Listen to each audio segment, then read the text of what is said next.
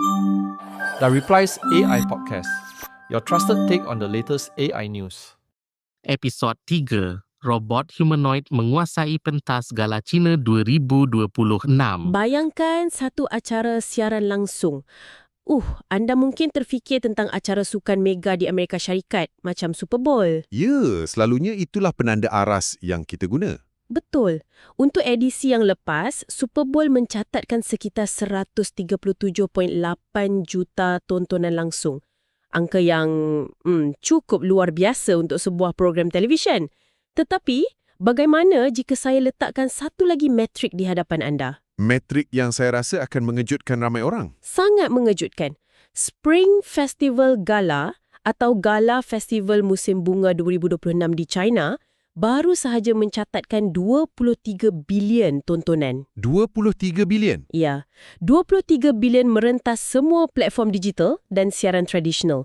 Dan inilah perkara yang merombak pemahaman kita tentang landscape hiburan dan teknologi masa kini.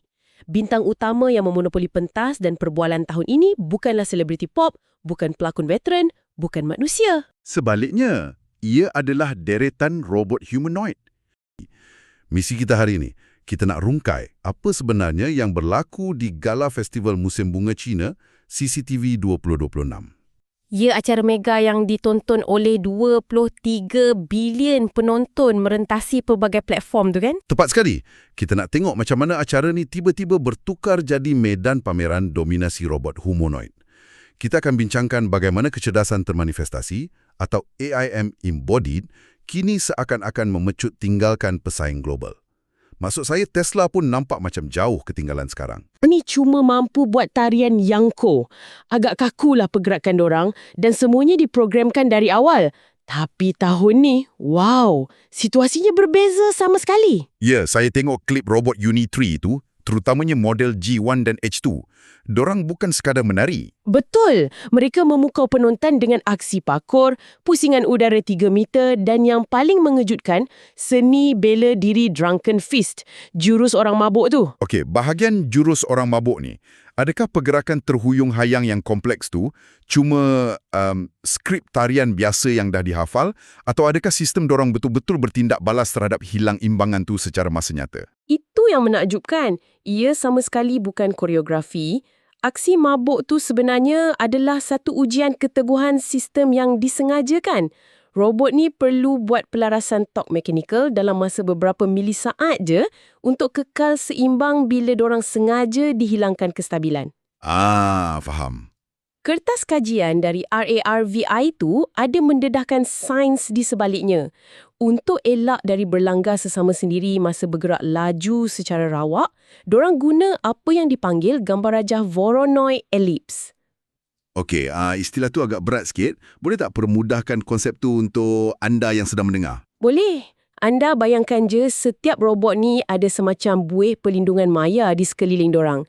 Dan buih ni sentiasa berubah-ubah bentuk mengikut kelajuan dan arah pergerakan dorang. Kiranya macam radar pribadilah. Ya, lebih kurang buih maya ni benarkan dorang kesan halangan dan kira trajektori baru secara serta-merta walaupun di tempat yang isyarat rangkaian Wi-Fi sangat terhad. Ini buktikan sistem dorang dah bersedia untuk operasi dunia sebenar. Contohnya macam mengkoordinasikan sekumpulan robot di kawasan bencana alam kan? Betul. Dan kawalan motor mikro yang sangat pantas ni bawa kita ke satu lagi elemen yang agak meremang di festival tersebut. Ketepatan motor ni bukan cuma untuk aksi akrobatik, tapi juga untuk meniru riak wajah manusia. Anda yang dengar mesti tahu pasal sketsa komedi Grandma's Favourite oleh Noetics Robotics. Lakonan pelakon veteran Chiming tu? Ya, dia berlakon bersama klon robot bionik dia sendiri, berskala 1:1. Di sebalik kulit silikon robot tu, ada berpuluh-puluh motor mikro yang bekerja serentak. Ini betul-betul cetuskan fenomena Uncanny Valley, di mana anda nampak sesuatu yang menyerupai manusia, tapi terasa asing. Jalan cerita sketsa tu pun sangat menarik. Kan? Si cucu terpaksa bersaing dengan deretan robot untuk dapatkan perhatian neneknya sendiri. Kalau kita lihat dari sudut yang lebih luas, sketsa tu bukan sekadar komedi kosong tau. Ia tunjukkan realiti baharu di mana mesin sekarang dah mula sediakan nilai emosi.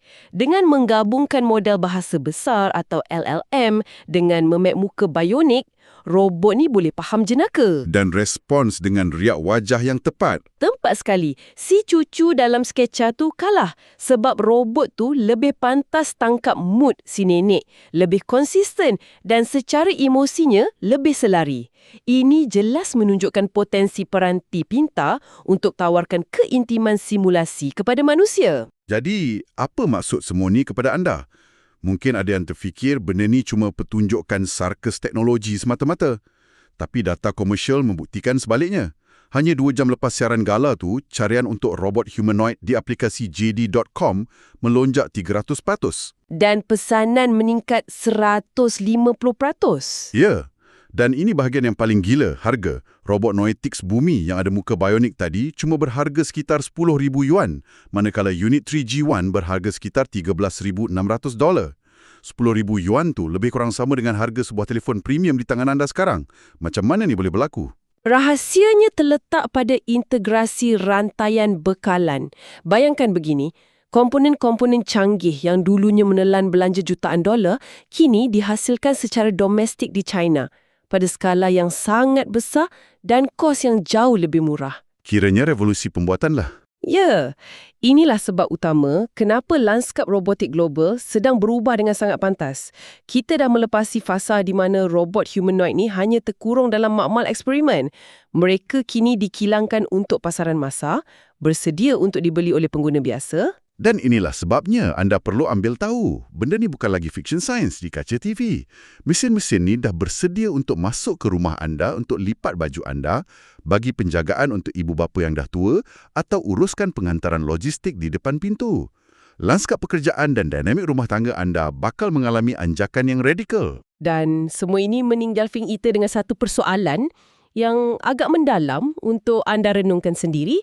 Jika pada akhirnya sebuah mesin mampu membaca emosi kita dan memberikan respons penjagaan yang konsisten tanpa rasa penat, sejauh manakah kasih sayang manusia itu benar-benar unik?